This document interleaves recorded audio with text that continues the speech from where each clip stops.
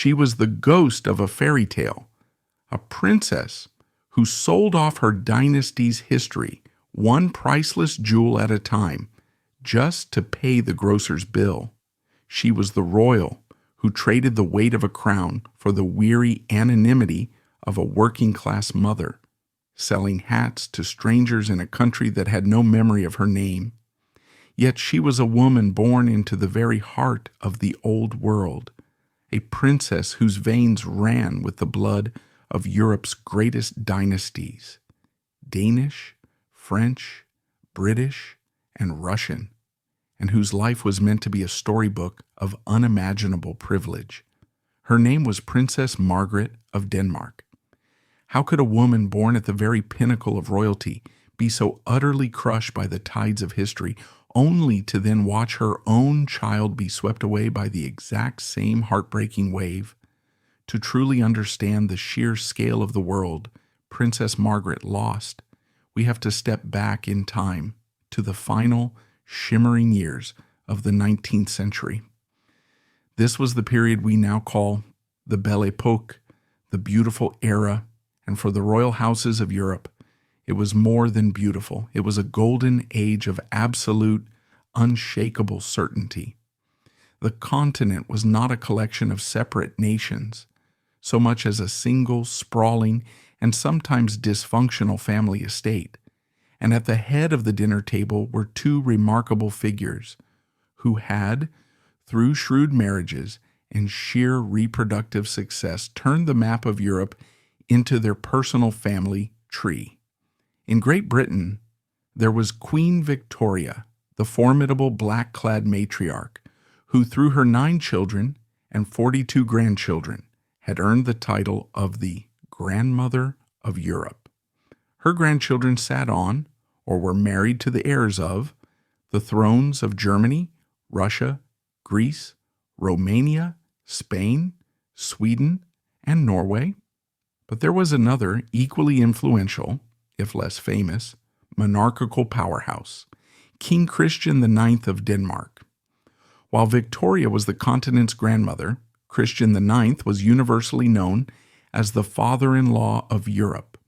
His story was remarkable. He had been a minor German prince with little prospect of a throne until a quirk of succession placed him on the Danish one in 1863. But his true genius lay in the brilliant marriages he arranged for his 6 children. A daughter, Alexandra, became the beloved Queen of Great Britain and Empress of India. Another daughter, Dagmar, became the formidable Empress Maria Feodorovna of Russia, mother of the last Tsar, Nicholas II. A son became King George I of Greece. His eldest son, Frederick, succeeded him as King of Denmark. Another son was offered and accepted the crown of Norway.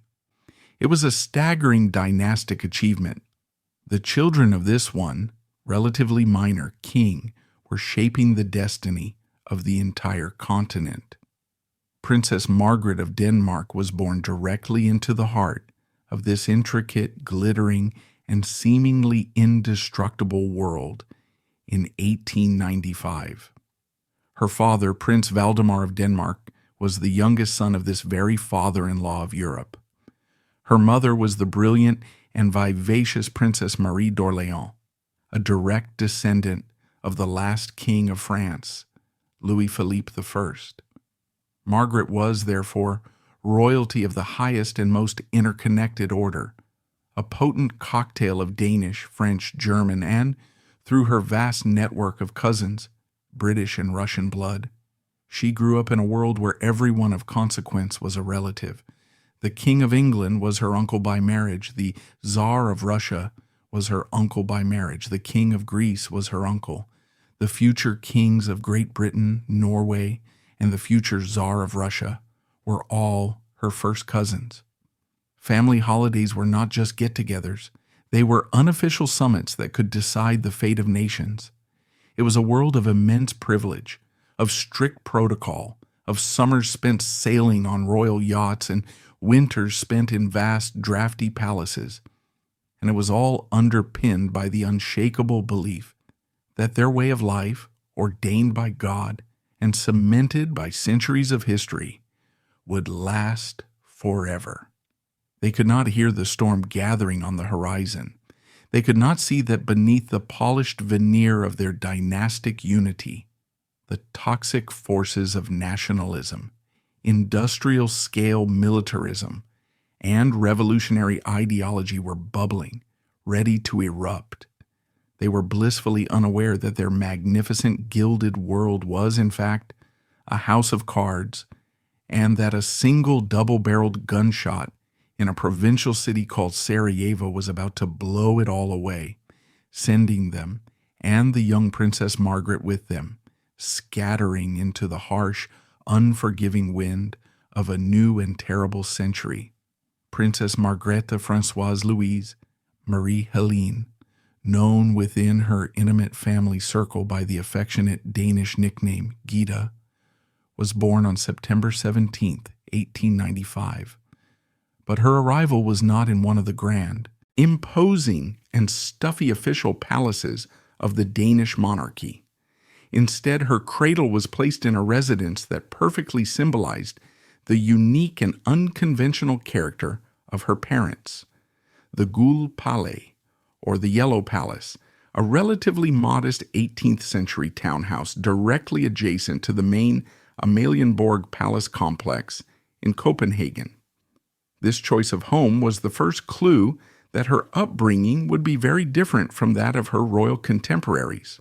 Her parents, Prince Valdemar of Denmark and Princess Marie d'Orléans, were a true love match and were, by the rigid standards of the time, a pair of delightful eccentrics. Valdemar was the youngest and favorite son of King Christian IX, a man who possessed none of the political ambition of his elder brothers. His true passion was the sea. He was a career naval officer who rose through the ranks on his own merit, eventually becoming an admiral in the Royal Danish Navy. He was a man more comfortable in a simple naval uniform than in ermine robes, with a gruff sailor's charm, a booming laugh, and a directness that often unsettled the more protocol-obsessed members of the court. He was offered 2 different thrones during his lifetime, those of Bulgaria and Norway, and turned them both down, preferring his life as a Danish prince and naval officer. In 1885, he married a woman who was his equal in spirit and intellect, Princess Marie d'Orléans. Her lineage was as august as his. She was the great-granddaughter of Louis-Philippe I, the citizen king, who had been the last reigning monarch of France. The Orléans family lived in exile in England and France after losing their throne, and Marie grew up with a keen understanding that royal status was not a permanent guarantee of security. She was a force of nature, fiercely intelligent, artistic, and utterly unconcerned with conforming to the stiff expectations of the Danish court. She was a devout Catholic in a fiercely Lutheran country, a fact that initially raised eyebrows, but her vibrant personality quickly won over the Danish people. Princess Marie was an accomplished artist, a talented painter and sculptor whose work was exhibited professionally. She was also a pioneer of photography, capturing candid, informal moments of her family's life with a skill that was rare for the time. She drove her own car, was an active patron of the Copenhagen Fire Brigade, and presided over a household that valued intellectual curiosity and artistic expression far more than rigid etiquette. Their home, the Yellow Palace, became the most interesting and lively royal residence in Denmark. It was less a formal court and more a bohemian salon. Valdemar's naval comrades would mix with Marie's circle of artists, writers, and French intellectuals. It was a home filled with books, paintings, spirited debate, and the constant chaotic energy of their 5 children. They had 4 sons, Aga, Axel, Eric, and Viggo, and their only daughter, Margaret, was the cherished darling of the family. The 5 children were raised with a degree of freedom and normality that was almost unheard of for royals of their station. Unlike their British cousins, who were raised in the strict, emotionally distant environment of the royal nursery, the Valdemar children were an integral part of their parents' lives. Their mother refused to be separated from them and insisted on a hands-on approach to their upbringing. They were taught to be self-reliant, to not be defined by their titles, and to treat everyone with respect regardless of their station. In a letter Princess Marie once wrote of her philosophy, "I believe a child can be both happy and good, and that they should not be crushed by a severe and cold upbringing." This unique blend of her father's Danish pragmatism and her mother's French artistic spirit forged Margaret's character. She grew up fluent in Danish and French, proficient in English and German. She inherited her mother's artistic eye and her father's down-to-earth sensibility. She was a princess, but she was raised without the sense of entitlement that so often accompanied the title. This upbringing, which may have seemed oddly informal at the time, would prove to be her greatest strength, the bedrock of resilience that would allow her to withstand the unimaginable trials that lay ahead. Her childhood was a kaleidoscope of the grand and the intimate. One week, she might be playing simple games with her brothers in the gardens of their country estate Bernstorff Palace. The next, she would be on the royal yacht, sailing to England to visit her Aunt Alex, Queen Alexandra, and playing in the corridors of Windsor Castle with her cousins, the future kings of England. She would travel to Russia to visit her Aunt Minnie, the Empress Maria Feodorovna, and be dazzled by the almost mythical splendor of the Romanov court in St. Petersburg, playing with the Tsar's children, her cousins, who were destined for such a horrific fate. These were the last days of a seemingly eternal summer, a world where the emperors of Germany and Russia and the King of Great Britain, all first cousins, would happily pose for photographs together, dressed in each other's military uniforms, oblivious to the fact that their vast armies were preparing to slaughter each other by the million. For a young girl like Margaret, this was simply family. It was the only world she knew, and it seemed as solid and as permanent as the granite walls of the palaces she visited. The first crack in this perfect world appeared in 1909 when Margaret was 14.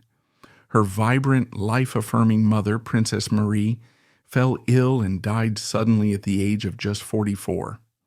The loss was a devastating blow to the family, and it robbed Margaret of her guiding light just as she was on the cusp of womanhood. Her father, Prince Valdemar, was heartbroken and never remarried, and the Yellow Palace lost much of its brilliant spark. Then 5 years later, the entire world cracked. In the summer of 1914, when Margaret was 19 years old, the Archduke Franz Ferdinand was assassinated in Sarajevo. The intricate system of alliances and treaties, which the great royal families believed they controlled, spun wildly out of control. Within weeks, the continent was engulfed in the Great War. For Margaret and her family, this was a catastrophe of unimaginable proportions. It was not a distant political conflict. It was a civil war that ripped their own family apart. Denmark remained officially neutral, a small, anxious island of peace in a sea of fire. But her relatives were on every side of the bloody conflict.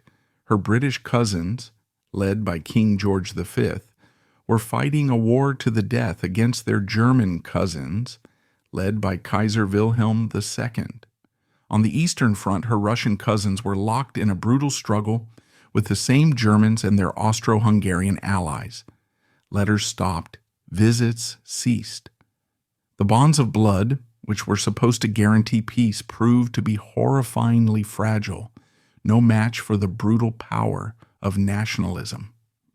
The world she had been raised in, a world of effortless royal solidarity and shared heritage, was gone forever, replaced by the mud and blood of the trenches, the the whine of artillery shells, and a generation of lost men.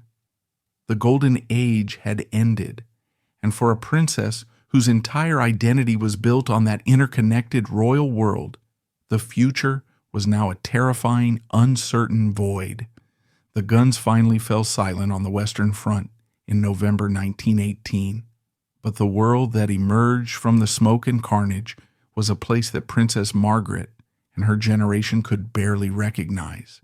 The Great War had not just been a conflict, it had been a continental suicide, a bonfire of the old certainties. 4 great empires, the German, the Austro-Hungarian, the Ottoman, and the Russian, lay in ruins, their crowns scattered like dust. In Russia, Margaret's uncle by marriage, Tsar Nicholas II, along with his wife and all their children, her beloved cousins, had been brutally murdered in a cellar in Yekaterinburg. A crime of such shocking barbarity it sent a tremor of fear through every remaining royal house in Europe. The world of her childhood, that grand, interconnected family of monarchs, was not just gone. It had been systematically and violently annihilated. For Margaret, now in her early 20s, the post-war years were a time of profound disorientation. Copenhagen was a haven of stability in a sea of chaos, but the letters that arrived were filled with news of loss and displacement. Relatives who had once ruled vast territories were now refugees, living in rented rooms in Switzerland or Paris, their fortunes gone, their futures a blank page. The very air of Europe had changed. The old deference was gone, replaced by a cynical, hardened mood. In its place were new, dangerous ideologies, Bolshevism in the East, and the simmering resentments in Germany and Italy that would soon give birth to fascism and Nazism. This was the fractured, uncertain world in which she had to find her own future, a future that could no longer be guaranteed by her royal birth. It was in this new landscape of exiled princes and fallen dynasties that she met the man who would become her husband. He was not a reigning monarch or the heir to a secure throne. Instead, he was a man whose very name was a testament to the brutal caprice of 19th and 20th century history, Prince René of Bourbon-Parma. To understand René is to understand the complex, interwoven tapestry of Catholic European royalty. The Bourbon-Parma dynasty was a junior branch of the same Bourbon family that had once ruled France, Spain, and the Kingdom of the Two Sicilies. For generations they had been the sovereign dukes of Parma, a small but culturally rich duchy in northern Italy. But their reign came to an abrupt end in 1859 during the Risorgimento, the Wars of Italian Unification, when their territory was absorbed into the new Kingdom of Italy. Overnight they became princes without a principality, sovereigns without a state. René's father, the last reigning duke, Robert I, was a remarkable figure. Though deposed, he was immensely wealthy, owning castles in Austria, Italy, and a magnificent chateau in France, the Château de Chambord. He married twice and fathered an astonishing 24 children, of whom René was the 19th. This sprawling cosmopolitan clan was raised in a multilingual, deeply Catholic, and staunchly legitimist environment. They considered themselves French at heart, but their lands and titles were Austrian. Their family connections were equally complex. René's mother was Infanta Maria Antonia of Portugal, the daughter of a deposed Portuguese king. One of René's half-sisters was Zita of Bourbon-Parma, who would become the last empress of Austria-Hungary. René, born in 1894, grew up in this world of magnificent exile. He was educated in Austria and was destined for a career in the Austro-Hungarian army, but his family's heart and history were French. When the Great War erupted in 1914, he and his elder brothers, 60 and Xavier, faced a terrible dilemma. As officers in the Austrian army, they were expected to fight for the Central Powers. But they could not bring themselves to fight against France, the land of their ancestors. In a brave act of defiance, they announced their intention to fight for the Allies. The Austro-Hungarian government declared them traitors and confiscated their properties. The brothers made their way to neutral Denmark, to the court of Margaret's family, before eventually offering their services to the Belgian army, as French law at the time forbade members of former ruling houses from serving in its military. René, however, eventually managed to receive a commission in the French army, serving with distinction as a cavalry officer and artilleryman. He was a soldier by nature, a man of action and quiet integrity, shaped by his family's code of honor. His brothers, Sixty and Xavier, became embroiled in one of the most famous secret diplomatic episodes of the war, the Sixte Affair.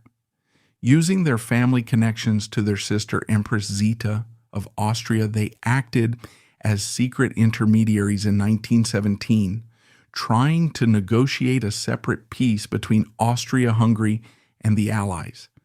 The attempt ultimately failed, and when revealed, caused a major political scandal, but it cemented the Bourbon-Parma brothers' reputation as men of principle who were willing to risk everything for peace. This was the man who, after the war, met Princess Margaret. He was handsome, brave, and titled, but he was, in essence, a landless prince, a professional soldier whose family had been on the losing side of history for more than half a century. They likely met through family connections in the vibrant post-war society of Paris, a city teeming with exiled Russian Grand Dukes and displaced German princelings. The attraction was immediate. In René, Margaret found a man who understood her world, but who was not defined by its lost grandeur. He was a pragmatist, a survivor. In Margaret, René found a woman of grace, intelligence, and a quiet strength that belied her gentle demeanor.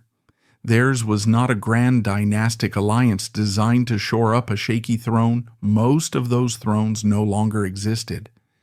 It was a personal choice, a love match between two people from a vanishing world who were determined to build a new one together. On June 9, 1921, they were married in a ceremony at the Sacred Heart Church in Copenhagen. The event was a gathering of the depleted ranks of European royalty. Margaret was 26. René was 27. The Danish princess, granddaughter of the father-in-law of Europe, had married a prince of lost kingdoms. She had married into a family of exiles, little knowing that she was destined to follow them down that same difficult path. The first decade of their marriage was a period of fragile peace and quiet domesticity, an idyllic interlude before the darkness gathered once more. They did not have the vast wealth of René's father, whose estate had been divided among 24 children and ravaged by the war. They settled in a comfortable but relatively modest villa in the Parisian suburb of Saint-Maurice, and later at a small chateau, La Chaussetière, in the French countryside. Their life was not one of idle courtly pursuits. It was the life of a well-to-do but working family.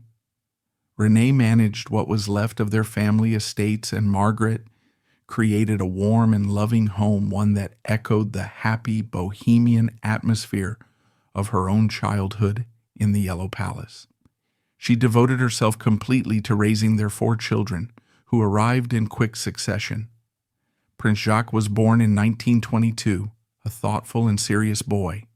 Then, in 1923, came their first daughter, a child of luminous beauty and strong will, Princess Anne-Antoinette Françoise Charlotte. She would be followed by Prince Michel in 1926, who inherited his father's adventurous spirit, and finally Prince André in 1928. Margaret was, by all accounts, a profoundly dedicated and hands-on mother, a rarity in aristocratic circles at the time. she eschewed the common practice of handing her children over to a team of nannies and governesses. Instead, she was the central figure in their lives, instilling in them the same values of self-reliance, intellectual curiosity, and unpretentious dignity that her own mother had taught her. Queen Anne would later recall a childhood that was secure, happy, and filled with love, but one that was also consciously practical. She remembered her mother's constant refrain. Titles were an accident of birth, but character was a choice. The children were taught to speak multiple languages, to be polite to the staff, and to understand that their future was not guaranteed. They were princes and a princess, but they were being raised with the skills to survive in a world that might not care for their titles. It was a prescient and ultimately life-saving education. This peaceful domesticity, however, was lived out against a backdrop of growing political menace. The 1920s gave way to the 1930s, and the cheerful chaos of the Jazz Age was replaced by the grim, marching beat of rising extremism. In Italy, Mussolini's fascists were firmly in power, and in Germany, a failed artist and former corporal named Adolf Hitler was harnessing the nation's resentments to build a monstrous new ideology. For the Bourbon-Parma family, the rise of Nazism and fascism was not a distant political abstraction. It was a direct and existential threat. They were internationalists in an age of rabid nationalism. They were devout Catholics, and the new regimes were virulently anti-clerical. They were staunch legitimists who believed in a traditional Christian social order, which was the antithesis of the pagan totalitarian vision of the Nazis. René's brother, Prince Xavier, had become a prominent figure in the Spanish Carlist movement, a traditionalist group that opposed the fascist dictator Francisco Franco, making the family personae non gratae in Spain as well. The family was, in short, on the wrong side of everything the new, brutal ideologies represented. As the decade wore on and Hitler's aggression grew, the reoccupation of the Rhineland, the annexation of Austria, the dismemberment of Czechoslovakia, Margaret and René knew that the fragile peace they had cherished was living on borrowed time. War was coming, and there was no question where their duty lay. René, now in his mid-40s, was too old for frontline service, but he was determined to fight. In a remarkable display of anti-authoritarian solidarity, he volunteered for the Finnish army during their heroic but doomed winter war of 1939-40 against the Soviet Union, an aggressor on the other side of the political spectrum. When Germany finally turned its blitzkrieg on France in May of 1940, he immediately joined the French army to defend his adopted homeland. But it was too little, too late. The French defenses collapsed with shocking speed. The British were driven into the sea at Dunkirk. On June 14, 1940, the unthinkable happened. German troops marched into Paris. The City of Light was plunged into darkness. For Margaret, René, and their 4 teenage children, their world had just ended for the second time. Their home was now under the heel of the Nazi jackboot, and as known anti-Nazis, their lives were in immediate and mortal danger. The idyllic peace of their small chateau was over. The flight into exile was about to begin. The fall of France in June 1940 was not a slow, creeping decline. It was a sudden, violent amputation. For millions, the world changed overnight.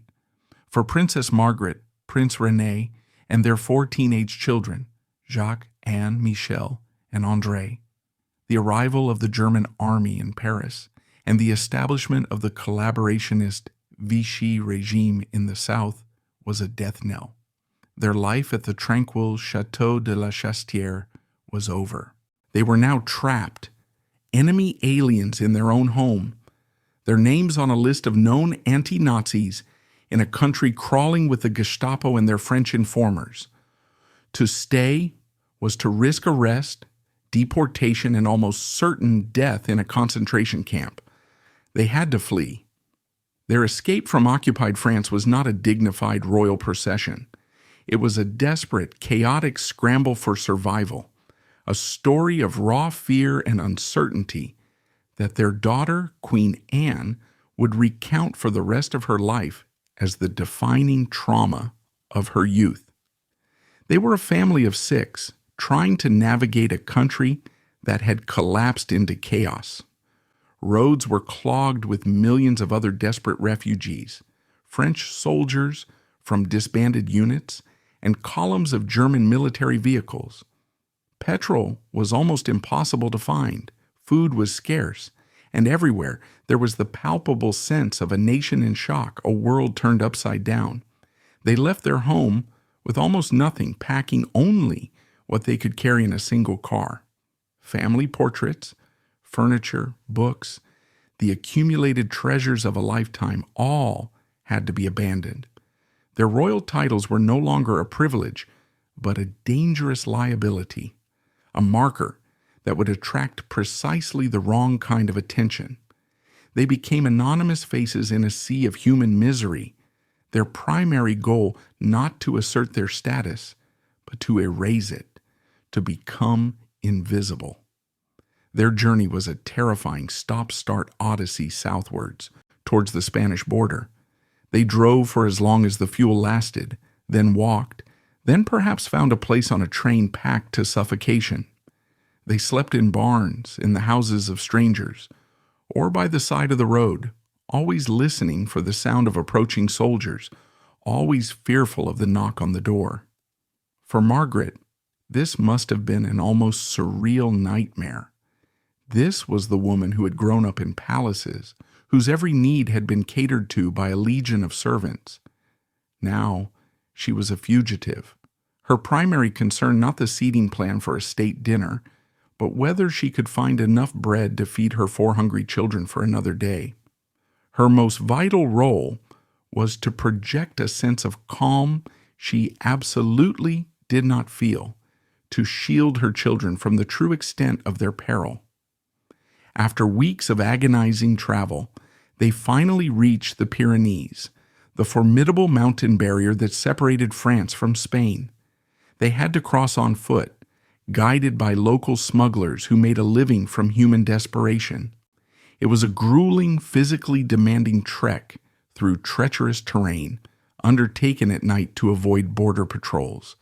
Finally, exhausted and terrified, they made it into Spain. But Spain was no safe haven. It was a country under the iron fist of the fascist dictator, General Francisco Franco, a man who had won his own brutal civil war with the help of Hitler and Mussolini. The Bourbon-Parma family, with their anti-fascist credentials and their support for the rival Carlist faction, were viewed with deep suspicion by the Franco regime. They were briefly detained, their future hanging in the balance, until diplomatic strings were pulled and they were grudgingly allowed to proceed. Their next stop was Portugal. Lisbon, the capital of the neutral nation, had become the great escape hatch of Europe, a city teeming with spies, diplomats, exiled royalty, and desperate refugees, all scrambling for the precious exit visas and boat tickets that were their only path to freedom. The city's hotels were overflowing, its cafes buzzing with rumor and fear. It was here, in this atmosphere of last-chance desperation, that the family finally secured passage on a ship bound for the United States. In late 1940, Princess Margaret, her husband, and their 4 children stood on the deck of a crowded passenger ship, watching the shores of Europe, the continent their ancestors had shaped and ruled for 1,000 years, disappear over the horizon. When she stepped onto the shores of New York City a week or so later, she was a 45-year-old woman whose entire world had been destroyed twice. She was no longer just Princess Margaret of Denmark, Princess of Bourbon-Parma. She was, in the cold, hard language of the immigration forms, a refugee, a displaced person, a stateless royal, in a country that had been founded on the rejection of royalty itself. Life in America was a brutal and immediate shock to the system. The glamour and desperation of Lisbon were replaced by the cold, anonymous indifference of New York City. All their European assets, their bank accounts and properties were either frozen by wartime regulations or had been seized by the Nazis. They arrived with virtually nothing, a family of 6 accustomed to a life of aristocratic comfort, now faced with the stark reality of making a living in a foreign city in the middle of the Great Depression. The fairy tale had well and truly ended. This was where the practical, resilient, and utterly unpretentious upbringing Margaret had received in the Yellow Palace became not just a character trait, but a vital tool for survival. There was no room for royal airs and graces. There was only the daily, grinding struggle to make ends meet. They found a small, cramped apartment, a world away from their spacious chateau in France. For the first time in her life, Margaret had no staff, no cooks, no maids, no nannies. The daily chores of running a household, cooking, cleaning, laundry, grocery shopping, all fell to her and her teenage daughter, Anne. She had to learn to navigate the New York subway, to stand in line at the grocery store, to manage a household budget on a shoestring. It was a crash course in a reality she had only ever observed from a distance, but survival required more than just frugality. It required an income. They had to work, and they had to do so without any of the skills or connections that would have been useful in their old life. Prince René, the decorated cavalry officer and landed aristocrat, had no professional qualifications that were transferable to the American job market. He eventually found work, according to his son Mitchell's memoirs, in a factory that tested engines. It was manual, anonymous labor, a world away from the life of a European prince. Her sons also took on whatever work they could find to contribute to the family coffers. Prince Michel, still a teenager, took a job with the Montreal-based Planters Company, the famous peanut business. He worked in finance, a respectable but hardly princely occupation. The princes of Bourbon Parma were now part of the American workforce. Margaret, too, knew she had to contribute. She possessed a refined taste, an innate sense of style, and a lifetime of experience in the world of high fashion. She put these skills to practical use. Through a connection, she found a job as a milliner, a hat maker and seller, at a high-end, fashionable ladies' hat shop on Fifth Avenue in Manhattan. The irony was almost too perfect.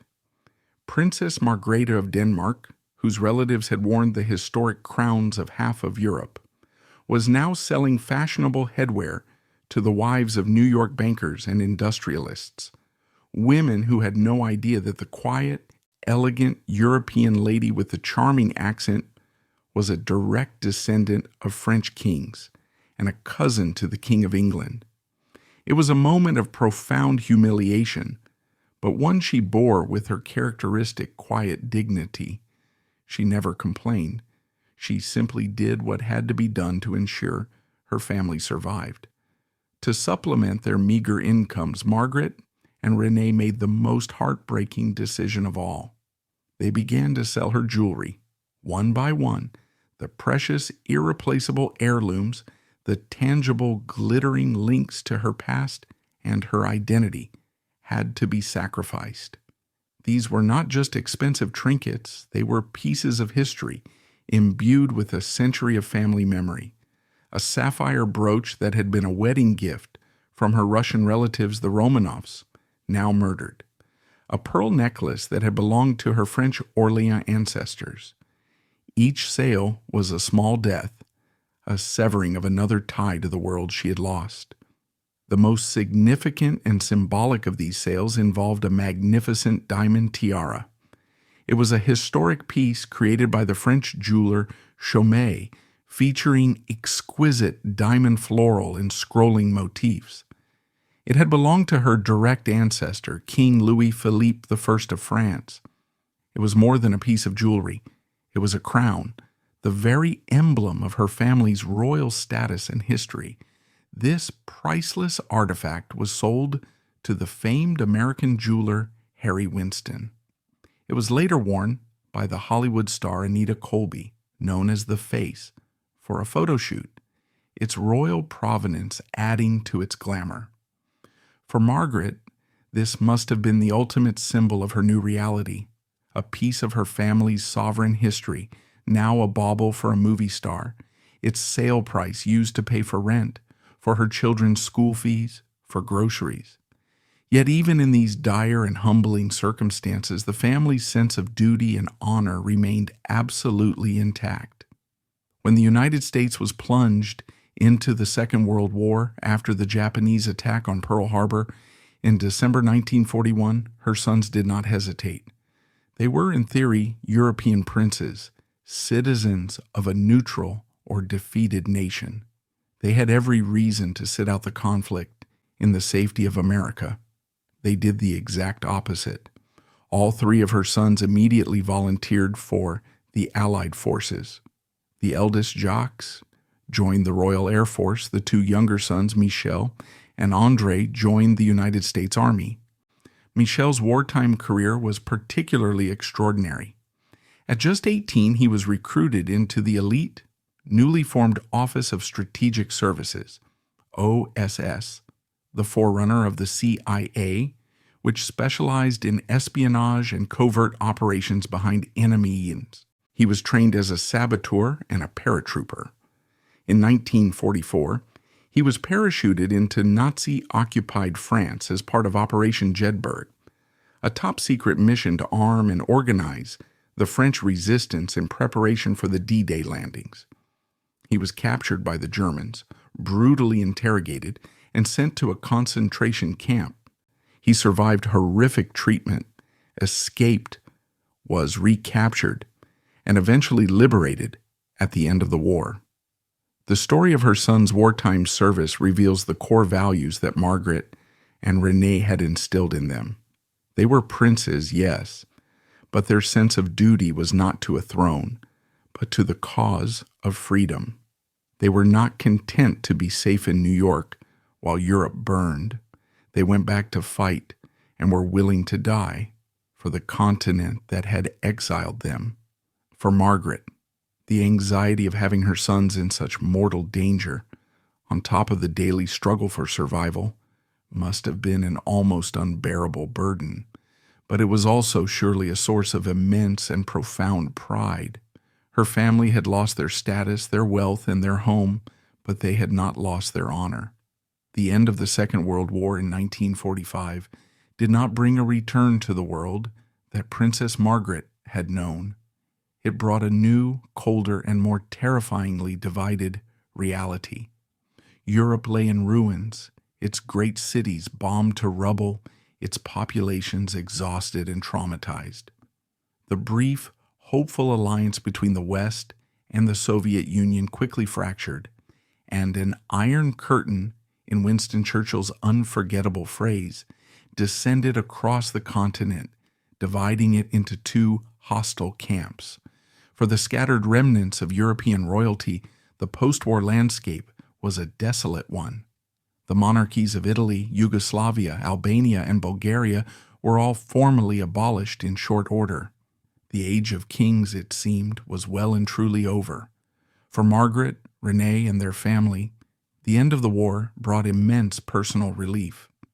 Their sons, who had fought so bravely, returned home as decorated war heroes. Michel, in particular, came back with stories of survival and courage that were the stuff of legend. Having endured the horrors of a concentration camp, the daily struggle for survival in New York eased slightly, but the future remained profoundly uncertain. They were a family of princes and a princess, but they had no kingdom to return to. Their home in France was in a country struggling to rebuild itself, and their titles felt like relics from another planet. What did it even mean to be a princess in this new, brutal, and ideologically charged world? It was in this atmosphere of uncertainty and diminished expectations that Margaret's daughter, Anne, blossomed into a remarkable young woman. She was not a hothouse flower, raised in the sheltered confines of a palace. She was a product of her family's tumultuous journey. At 24, she was not only possessed of a striking dark-haired beauty and a sharp intelligence, but she was also a decorated veteran of the war.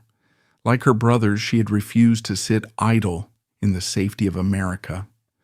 Burning with a fierce sense of duty inherited from both her parents, she had volunteered for the Free French forces under the command of General Charles de Gaulle. She trained in North Africa and served as an ambulance driver, a dangerous and grueling role that placed her on the front lines of the conflict. She followed the Allied advance through Italy, participating in the brutal Monte Cassino campaign, and then into liberated France, often working under fire to rescue wounded soldiers. For her courage and service, she was awarded the Croix de Guerre, one of France's highest military honors. She had worked as a sales assistant at Macy's department store, and she had dodged artillery shells on the battlefields of Italy. This was Princess Anne of Bourbon-Parma, pragmatic, brave, and completely unfazed by the formalities of her royal birth. She was in every sense her mother's daughter. In the autumn of 1947, a dazzling ray of light pierced the gloom of post-war austerity. London was preparing for the wedding of the heir to the British throne, Princess Elizabeth, to the handsome naval officer Philip Mountbatten. The wedding, set for November, was more than just a royal marriage.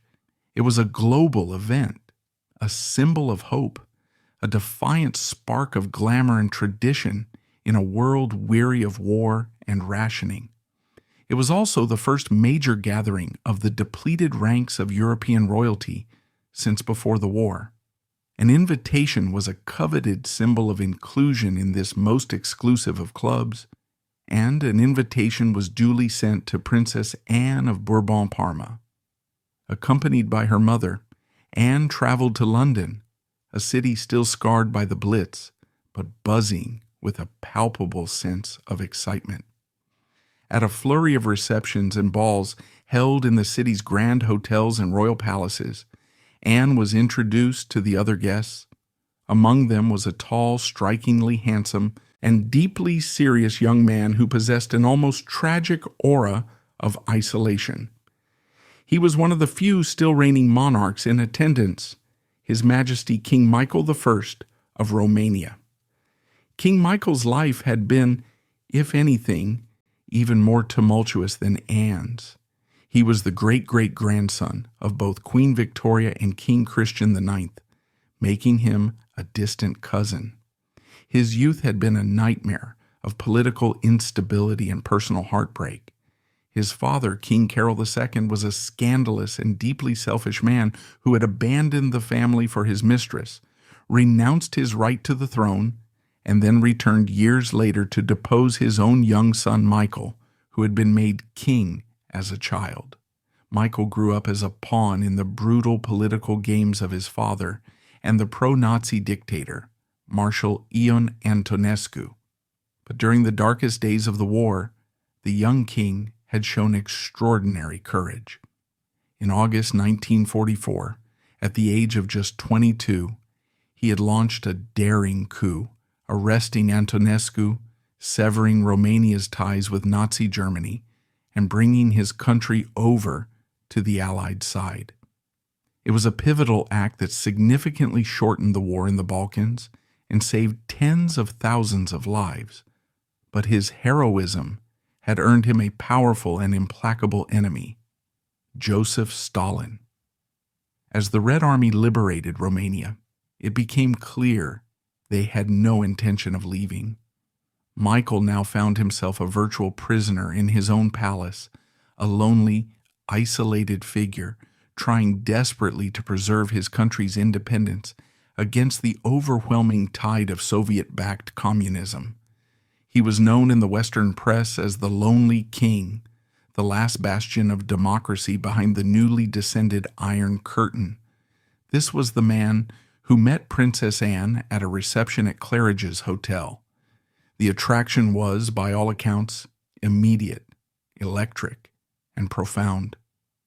In Anne, Michael saw a woman of strength, beauty, and a character forged in the same fires of war and duty that had shaped him.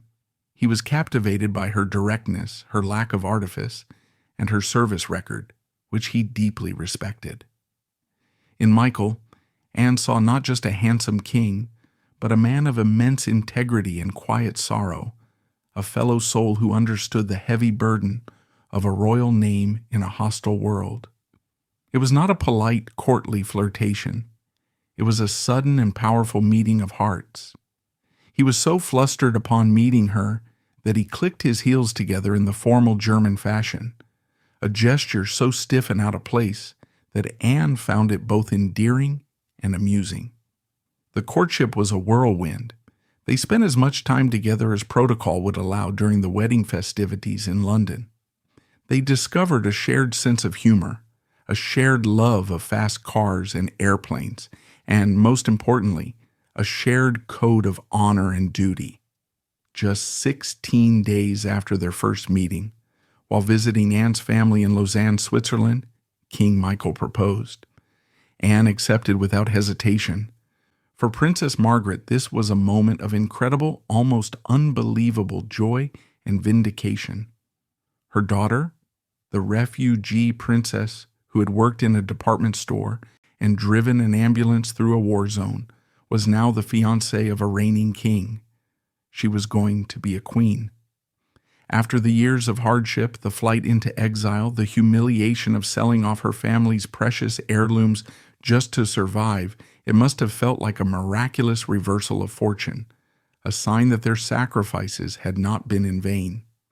The fairy tale, which had ended so brutally for her own generation, was finally coming true for her child. For a brief, shining moment, it seemed that the story would, after all, have a happy ending.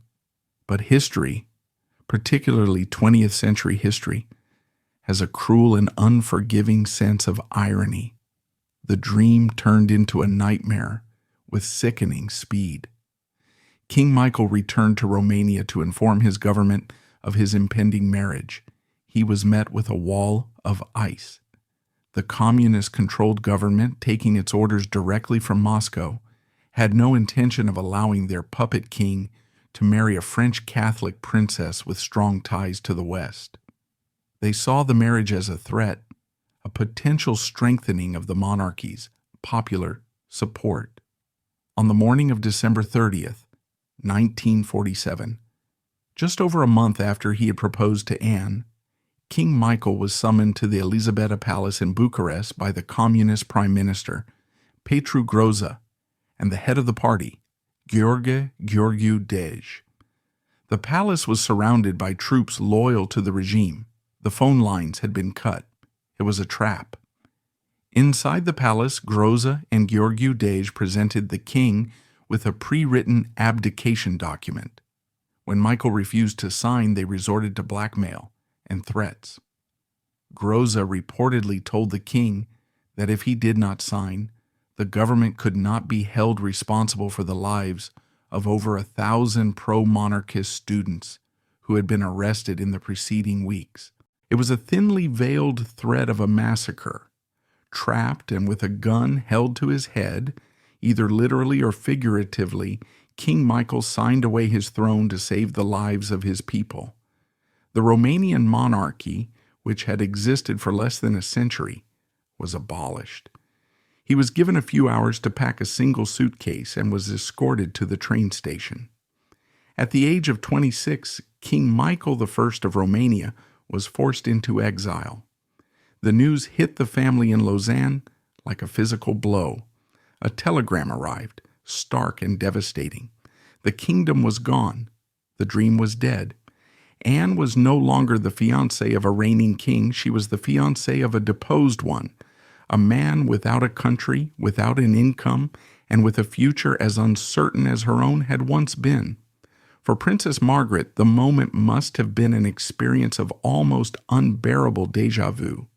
The cycle of history was repeating itself with a vicious and personal cruelty.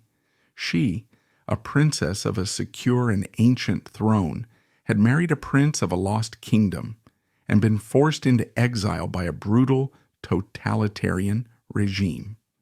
Now, her own daughter, on the very cusp of a magnificent future, had been plunged into the exact same fate, brought down by the other great totalitarian monster of the age.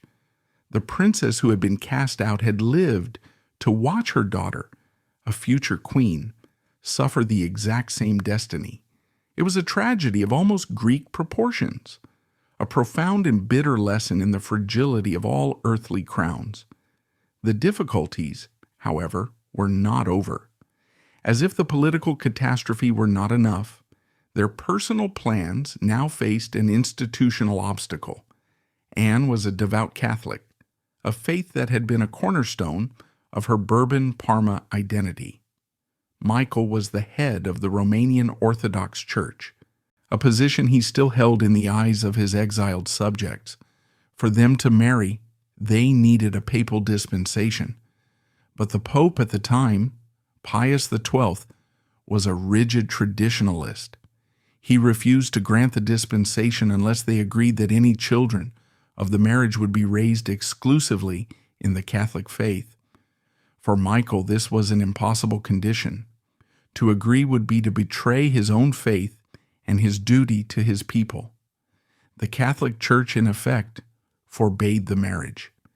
Faced with political ruin and religious opposition, a lesser couple might have given up, but Michael and Anne, forged in the fires of war and loss, were not a lesser couple, and they were supported by a family that understood better than any other the importance of love and solidarity in the face of institutional cruelty. Margaret and Renee stood firmly by their daughter and her exiled king. They decided to defy the Pope and the new political realities of Europe. On June 10, 1948, in the throne room of the royal palace in Athens, hosted by Michael's cousin, King Paul of Greece, they were married in a simple but deeply moving Orthodox ceremony. The guest list was a roll call of exiled and deposed royalty, a gathering of the ghosts of a lost world. Margaret watched as her daughter, dressed in a simple white gown, took her vows. In that moment, Princess Anne of Bourbon-Parma became Her Majesty Queen Anne of Romania. But she was a queen without a kingdom, a monarch without a throne, married to a king in exile. For Princess Margaret, the moment was the culmination of all the contradictions of her life. She had finally become the mother of a crowned queen, a destiny that must have seemed impossibly distant during the dark days in New York. But that crown was now just a symbolic heirloom, a beautiful, heavy reminder of a kingdom that was lost. The fairy tale had come true, but it had come true in a world where fairy tales no longer existed. The end of the Second World War brought the guns to silence, but it did not bring peace. For Princess Margaret, Prince René, and their family, the return to Europe in the late 1940s was not a triumphant homecoming. It was a return to a continent of ghosts, a landscape of ruins and fresh graves, a world irrevocably fractured by ideology and haunted by the memory of unspeakable horrors. The old order they had been born into was not just damaged, it had been pulverized, and the new world emerging from the rubble was a colder, harder, and far more cynical place. They did not return to a life of royal privilege. Their properties had been lost, their fortunes depleted. They were no longer refugees, but they were, in a very real sense, internal exiles, aristocrats, in an age that had grown weary of aristocracy. They settled into a new life, one of quiet, almost determined obscurity. For a time they lived in France, not in a grand chateau, but in a more modest country home. Later, in their final years, they would return to a small house in Denmark, the country of Margaret's birth. Their life settled into a new rhythm, one defined not by court calendars and state occasions, but by the simple universal patterns of family life, raising their children, celebrating birthdays, and eventually welcoming grandchildren. They had survived. Their family was intact and their honor was untarnished. But the grand, glittering world they had once inhabited was gone, as irretrievable as a photograph faded to white. In this new, quieter life, Margaret's role shifted once more. She was no longer the refugee mother struggling for survival, but the quiet, steadfast matriarch of a displaced clan. She was the emotional anchor, the keeper of the family's history, and the living embodiment of a code of dignity that seemed to belong to another era. Her primary focus now fell on her children as they navigated their own paths in this challenging new world, and most particularly on her daughter Anne, the woman who was now, against all odds, a queen. The life of Queen Anne and King Michael of Romania was in many ways an even more poignant and difficult version of Margaret's own story of exile. While Margaret and Renee had at least been able to settle into a life of anonymous privacy, Anne and Michael could never truly escape the spotlight or the burden of their titles. They were a king and queen without a kingdom, a public symbol for a nation that was now locked away behind the Iron Curtain, a nation they were forbidden to enter. Their life was a constant, draining battle for both financial survival and political relevance. They were not wealthy.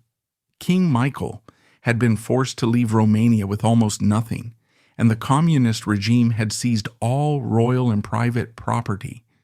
They had no state to support them, no civil list to draw upon. Like Margaret and Renee before them, they had to work.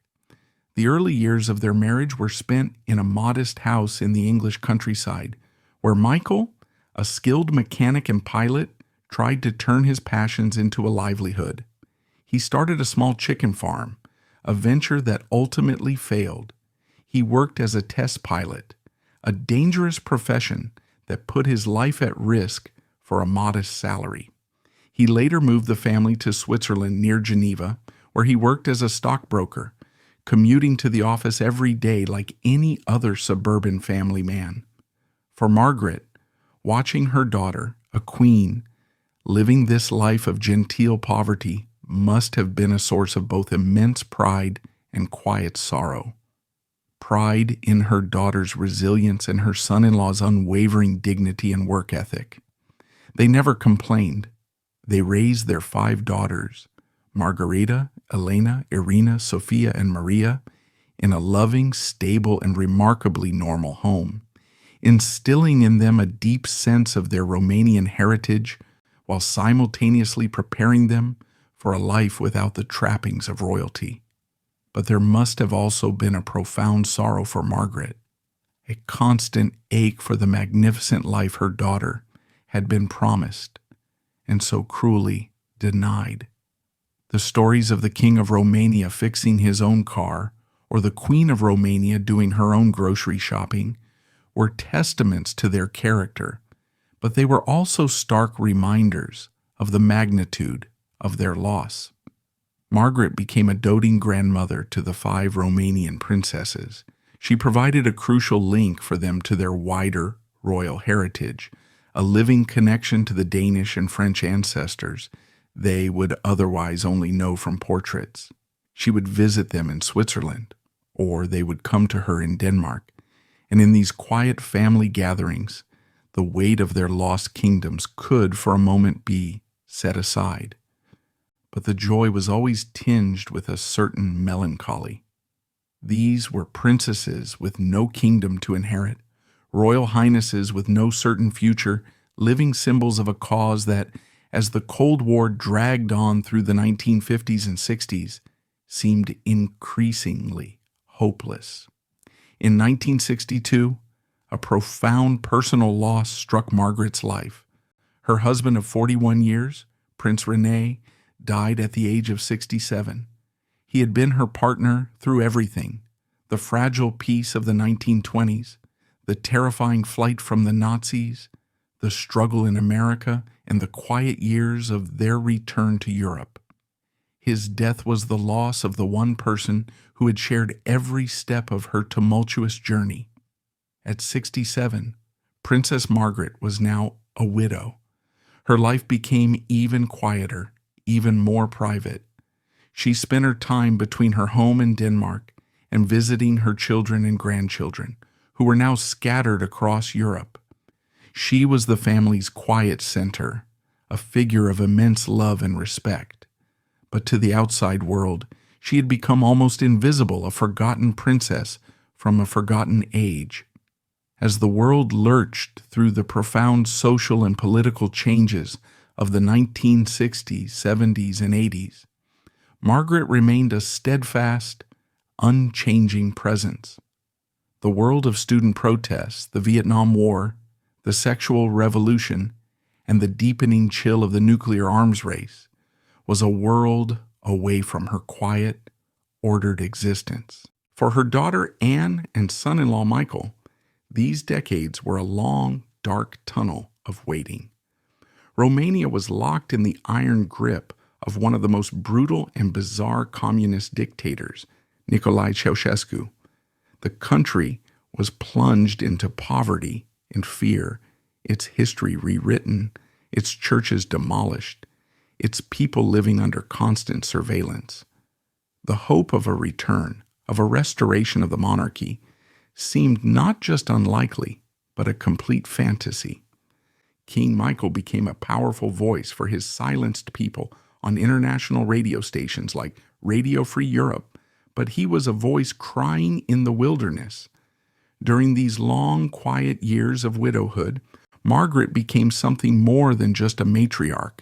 She became a living link to a world that had vanished from the face of the earth. She was one of the last survivors of that extraordinary generation born in the 19th century who had personally known the towering figures of the Belle Epoque. She could recount first-hand memories of her aunt, Queen Alexandra of Great Britain, and her other aunt, the Dowager Empress of Russia, who had escaped the Bolsheviks. She had known kings and emperors, not as historical figures, but as uncles and cousins. She was a woman who had been born in a world of horse-drawn carriages and gas lamps and had lived to see a man walk on the moon. Her memories, her stories, were a form of living history, a personal archive of a lost civilization. For her grandchildren and great-grandchildren, she was not just a beloved grandmother. She was a bridge to a past that otherwise seemed as distant and as mythical as the age of legends. And then, just as her extraordinarily long life was beginning to draw to a close, the impossible happened. The world began to crack open. In the late 1980s, the monolithic, seemingly eternal Soviet Empire began to groan under the weight of its own internal contradictions. In 1989, a series of revolutions, mostly peaceful, swept across Eastern Europe, toppling one communist regime after another. On November 9, 1989, the most potent symbol of the Cold War, the Berlin Wall, was breached. For the world, it was a moment of euphoric disbelief. For the exiled royal families of Eastern Europe, it was a political earthquake that opened up possibilities they had not dared to dream of for over 40 years. For Margaret, now in her mid-90s, it must have been an almost unbelievable spectacle. And then, in December 1989, the revolution came to its most violent and dramatic climax in Romania. The hated Ceausescu regime was overthrown in a bloody uprising, and the dictator and his wife were executed on Christmas Day. Suddenly, the cause that her son-in-law had championed in the wilderness for 42 years was no longer hopeless. The country that had exiled him was, in theory, free. A glimmer of light had appeared at the end of the long, dark tunnel. Margaret, the woman who had lived through the destruction of the old monarchical world, had lived long enough to see the first tentative signs of its potential rebirth. She had witnessed the second fall, her daughter's fall, and now, at the very end of her life, she was able to witness the first faint dawn of a new hope. Her final years were spent in the quiet comfort of her home in Copenhagen, surrounded by her family. She lived to see her son-in-law, King Michael, make his first difficult and emotional attempts to return to his homeland, only to be blocked and then re-expelled by a nervous, post-communist government, still fearful of his popularity. The path home for her daughter would not be an easy one. On September 18, 1992, just one day after her 97th birthday, Princess Margaret of Denmark died peacefully. Her life had spanned almost the entire violent, revolutionary, and transformative 20th century. She was born into a world of absolute monarchy, a world certain of its own permanence. She lived through its total destruction by 2 world wars and the clash of brutal ideologies. And she died just as those very ideologies were themselves collapsing, leaving behind a world as uncertain and as full of possibility as the one she had faced as a young woman after the First World War. She would not live to see her daughter and son-in-law finally welcomed back to Romania with honor, or see her granddaughter, Margareta, become the official custodian of the crown. But she died knowing that the story was not over, that the long, quiet wait had not been in vain, and that the seeds of dignity and duty she had planted in her children in the midst of the greatest hardships had borne extraordinary fruit. The grand, sweeping narrative of Princess Margaret's life, the dates, the titles, the wars, the exiles, can feel like a history lesson, a chronicle of a distant and unrelatable world. But to truly understand her, we must step away from the timeline and enter the quiet, unrecorded chambers of her heart. Her story is not truly found in the grand pronouncements of history books, but in the small, human moments that reveal the immense strength and quiet dignity of her character. It's in the feel of a cold New York pavement under shoes once accustomed to palace carpets, in the weight of a historic diamond tiara being handed over to a stranger, and in the bittersweet tears of a mother watching her daughter become a queen of a kingdom that was already lost. This is where we find the real Princess Margaret, not the symbol, but the woman.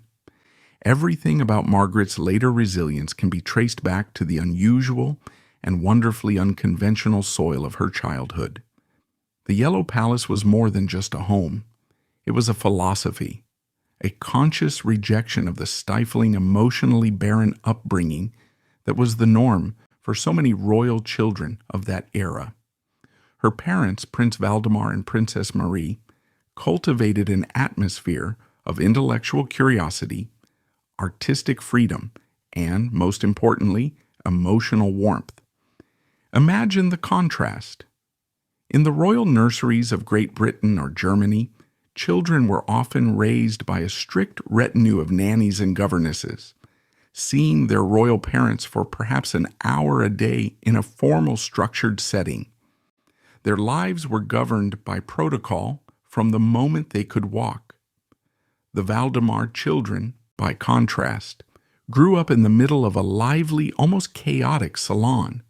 Their mother, Princess Marie, a talented artist, would often have her easel set up in the main living quarters, and the smell of oil paint and turpentine would mingle with the aroma of coffee from the kitchens. She refused to be separated from her children, and their laughter and arguments were the constant soundtrack of the household. This upbringing gave Margaret an internal toolkit that would prove infinitely more valuable than any tiara. She was taught that her worth was not in her title, but in her character. Her father, the gruff admiral, instilled in her a sense of duty and a no-nonsense pragmatism.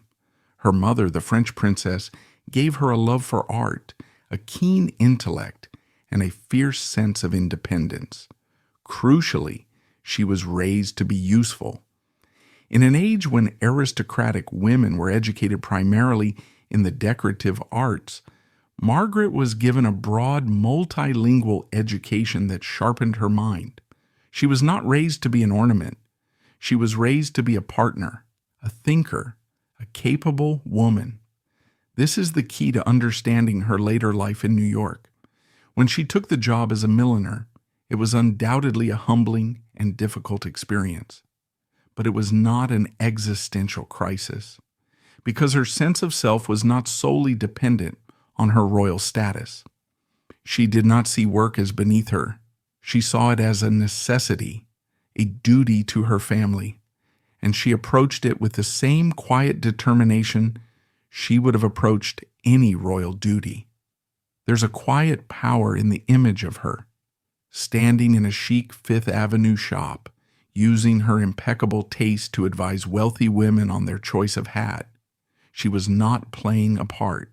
She was adapting, using the skills and the character that had been forged in that warm, loving, and surprisingly modern home in Copenhagen decades earlier.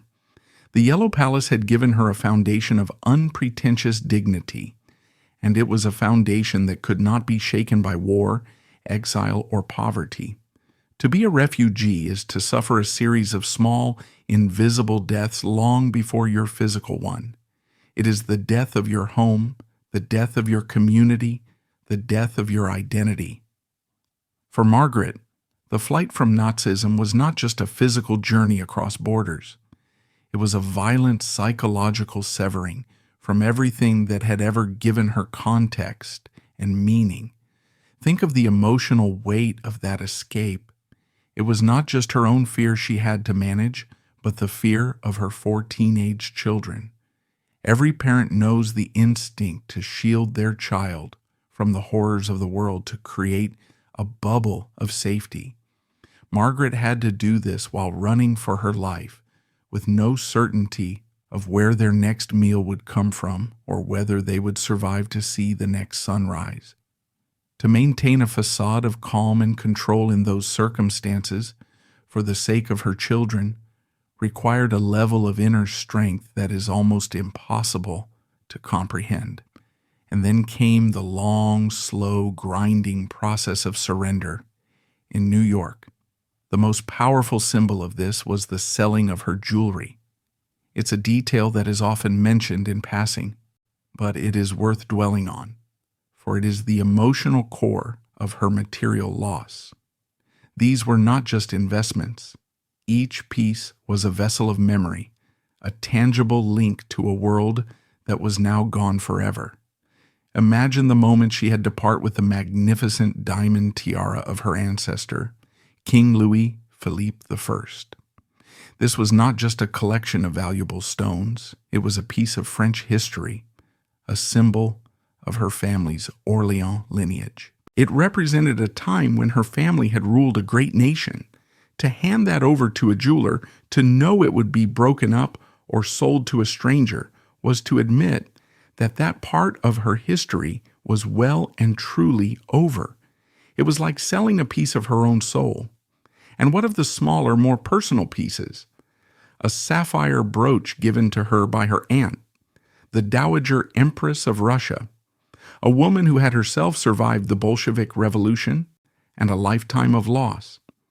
To sell that piece was to betray a memory, to put a price on a bond that was supposed to be priceless.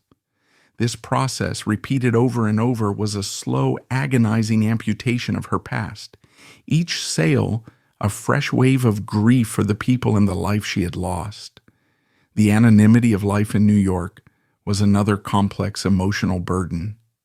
On one level, it must have been a profound humiliation. To go from being Her Royal Highness Princess Margaret of Denmark, a figure of immense public interest and deference, to being Mrs. Parma, the quiet European lady who worked at the hat shop, was a staggering fall. But on another level, perhaps there was a strange, unacknowledged freedom in it. For the first time in her life, she was not being judged by her title. She was just a person navigating the city, earning a living, raising her family. This enforced normality, while born of tragedy, may have also provided a strange kind of solace, a release from the gilded cage she had inhabited for so long. Her story forces us to consider the complex, contradictory nature of a royal identity, both a magnificent privilege and a heavy, inescapable burden. Motherhood was the central, defining role of Margaret's life, and it was a role freighted with the immense weight of history. She was not just a mother, she was a mother raising royal children for a world that no longer seemed to have a place for them. How do you teach a son who is a Prince of Bourbon Parma about his heritage, while also preparing him for a life working in a factory? How do you instill in a daughter who is a Princess of Denmark a sense of her own worth, while also teaching her the skills to be a sales assistant at Macy's? It was a delicate, almost impossible balancing act, and the grace with which her children navigated their own lives is the greatest testament to her success as a mother. Her anxiety during the war, with her 3 sons fighting in the Allied forces, was the universal terror of every mother in wartime. But for her, it was compounded by a bitter irony. Her sons were risking their lives to liberate a continent that had in effect cast their family out. They were fighting for France, a country that had a law against them serving in its army. They were fighting for a European order that had no room for families like theirs. Her pride in their courage must have been mingled with a profound sense of the tragic injustice of it all. But it was her relationship with her daughter, Anne, that became the stage for the most complex and heartbreaking emotional drama of her life. The news of Anne's engagement to King Michael of Romania must have felt like a miracle, a divine reversal of the family's fortunes. It was not just that her daughter was marrying a king. It was that her daughter was re-entering the world that Margaret had been forced to leave. It was a chance to reclaim a piece of their stolen destiny, a validation of everything they had stood for. Imagine the pride, the joy, the sheer giddy relief that must have flooded her heart. After the years of poverty and obscurity, her family was rejoining the royal stage. And then, just weeks later, came the devastating news of the abdication. The telegram arriving from a Romania now shrouded by the Iron Curtain, the stark, unbelievable words confirming that the kingdom was gone, the dream was over. The emotional whiplash of that moment is almost too cruel to contemplate. For Margaret, this was not just a political event happening to her son-in-law. It was a deeply personal trauma, her own story of loss and exile being replayed, almost scene for scene, through the life of her own child. She had experienced the slow, agonizing death of the old monarchical world. She had seen her own relatives murdered or driven into exile. She had lost her own home and status. And now she had to watch her daughter, a woman of a new generation, be struck down by the same brutal, impersonal forces of history. It was a profound and bitter lesson. The monsters had changed. The Nazis had been replaced by the communists. But the result for her family was exactly the same: loss, exile, a crown without a kingdom. Her steadfast support for Anne and Michael in the difficult years that followed was the quiet cornerstone of their lives. She never wavered. When the Pope forbade the marriage, she, a devout Catholic, stood by her daughter's choice to follow her heart.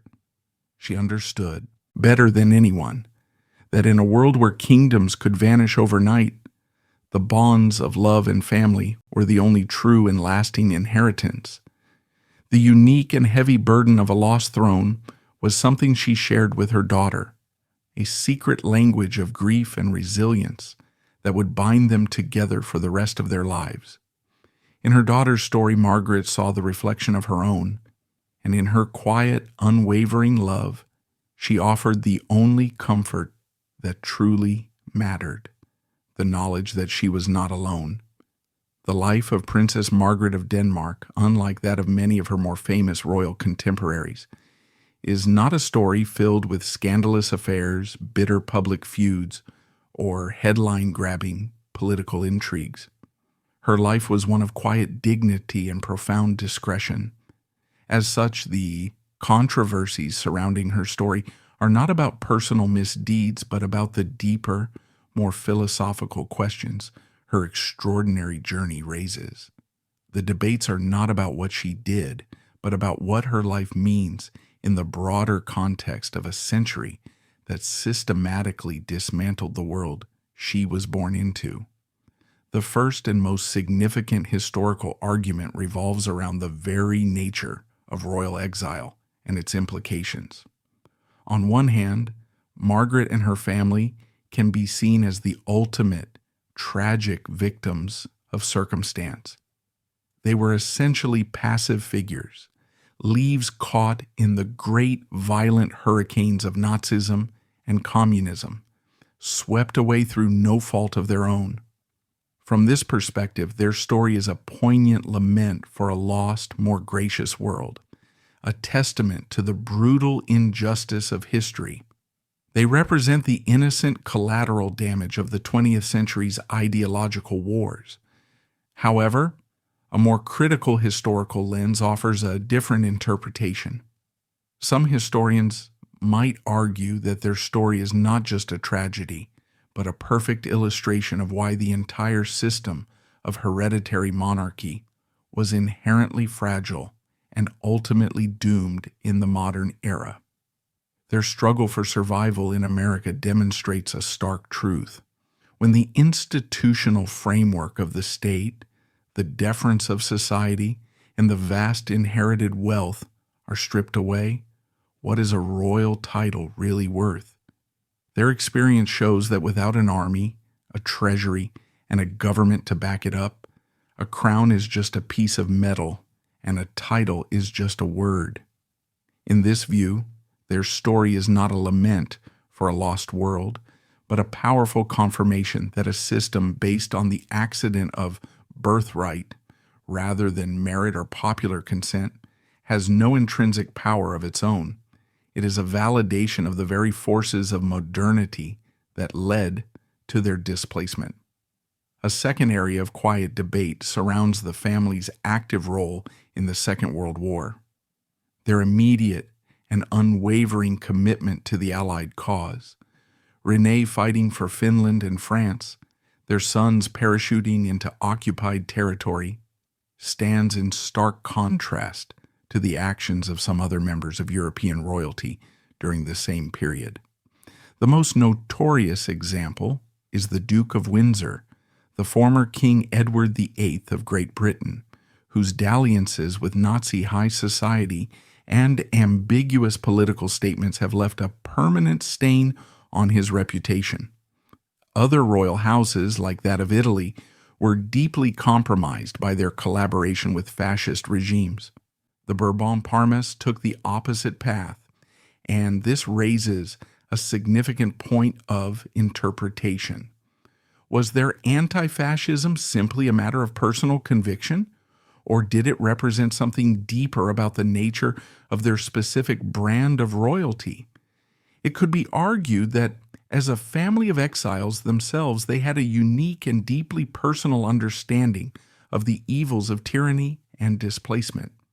Their own history of losing their throne to the forces of nationalism in the 19th century may have given them a particular allergy to the hyper-nationalist, totalitarian ideologies of the 20th.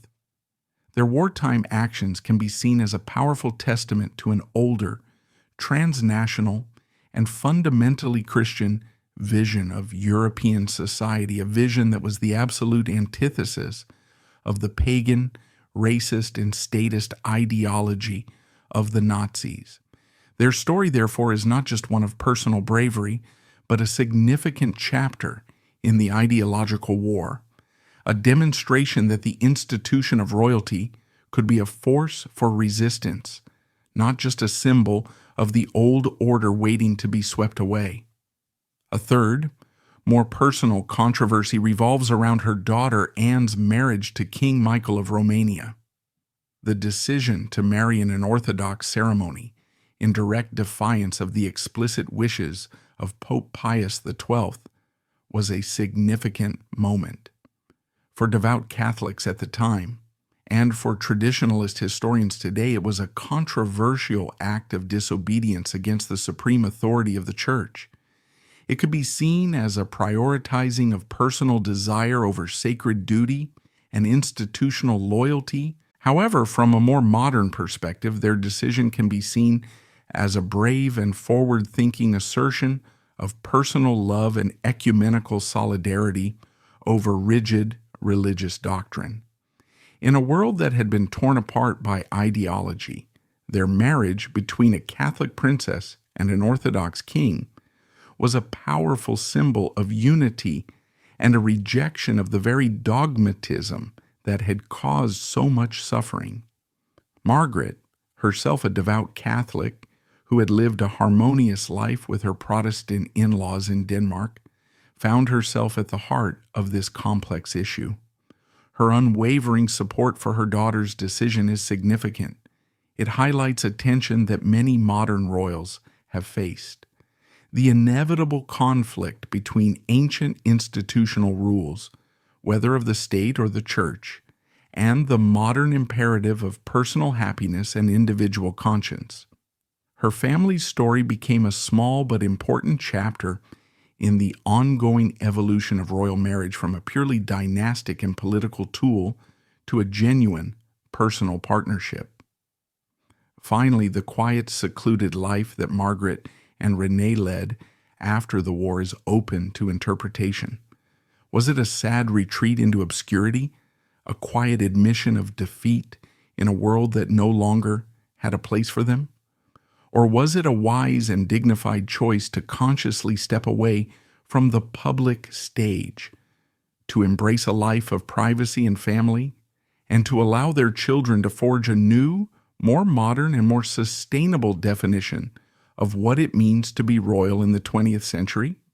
There is no clear answer, but her life poses the question: when the world no longer recognizes your role, is it more noble to fight for a lost past, or to gracefully build a meaningful future in the shadows? The story of Princess Margaret of Denmark, while not as widely known as that of a reigning monarch like her cousin, King George V, or a tragic figurehead like her other cousin, Tsar Nicholas II, carries a profound and multi-layered historical and emotional significance. Her long life was a unique and intimate lens through which to view the entire violent convulsion of the 20th century. Her journey offers several important and enduring lessons. First and foremost, her story is a powerful and essential deconstruction of the fairy tale myth of royalty. In an age where popular culture is still saturated with romanticized depictions of princesses and palaces, Margaret's life serves as a stark and necessary reminder that behind the titles, the tiaras, and the carefully curated public images are human beings who are just as subject to the brutal, impersonal forces of history as everyone else. Her journey from a secure and privileged princess to a terrified refugee and then to a working mother struggling to pay the rent forces us to see royalty not as a divinely protected otherworldly class, but as individuals whose lives can be overturned in an instant. It humanizes the institution, stripping away the distant glamour to reveal the profound vulnerability at its core. In this sense, Margaret's life is a crucial reality check, a historical antidote to the Disney-fied version of royalty. Second, her family's experience during the Second World War provides a vital counter-narrative to the stereotype of the effete, useless, and often morally compromised aristocrat. While the image of the Duke of Windsor hobnobbing with Hitler has often been used to paint the European aristocracy as decadent and out of touch, the story of the Bourbon Parmas offers a different model. Rene's decision to fight and their son's choice to parachute into occupied France and risk torture and death in a concentration camp places them firmly in the tradition of aristocratic resistance. It harks back to an older ideal of noblesse oblige, the idea that nobility entails responsibility. Their story challenges the easy assumption that royalty was a passive victim of fascism and reminds us that for some it was a call to arms, a deep-seated sense of patriotic duty that transcended their own exile and loss.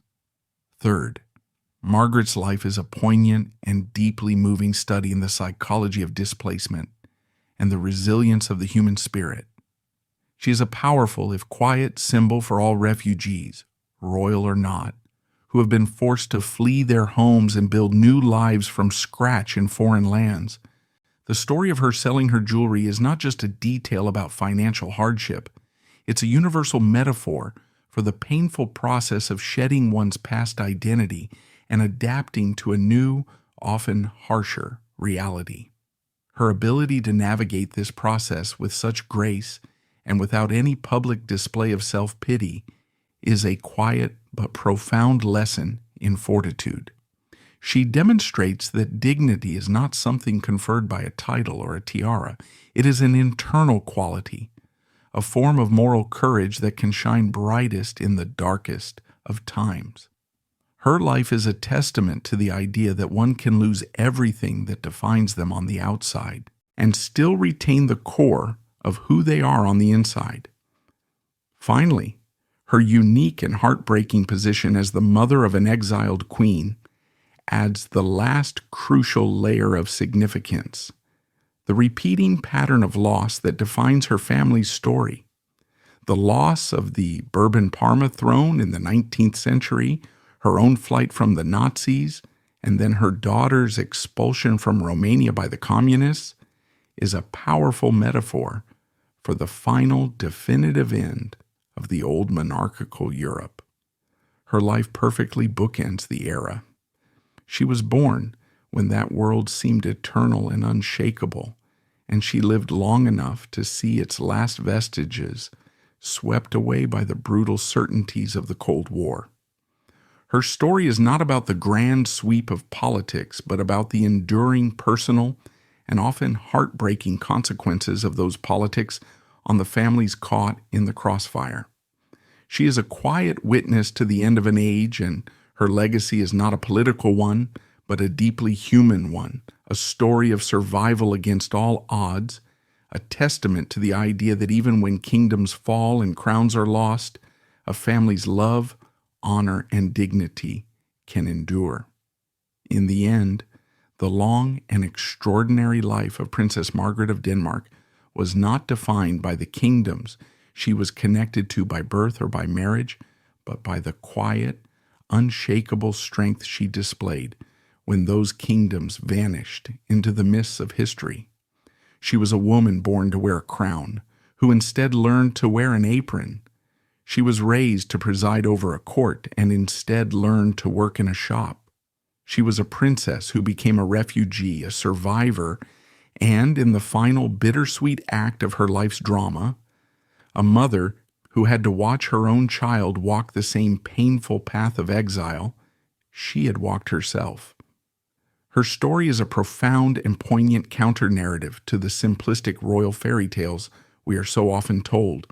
It teaches us that true nobility is not about bloodlines or titles, but about character. It's a quality found in the courage to flee tyranny, in the humility to take on any work, no matter how modest, to provide for your family, and in the grace to face unimaginable loss, not once but twice, without surrendering to bitterness or despair. Princess Margaret's legacy is not carved in the stone of any great monument, nor is it written in the grand histories of the nations she called home. It is a quieter, more intimate legacy, found in the unbroken spirit of her family and in the resilience she passed on to her children and grandchildren. She was the princess who lost everything, her home, her status, her world. But in doing so, she showed her family and now us that it is possible to lose a kingdom and even to watch your child lose one too, and still not lose the core of who you are. And that in itself is a story more powerful, more real, and more inspiring than any fairy tale.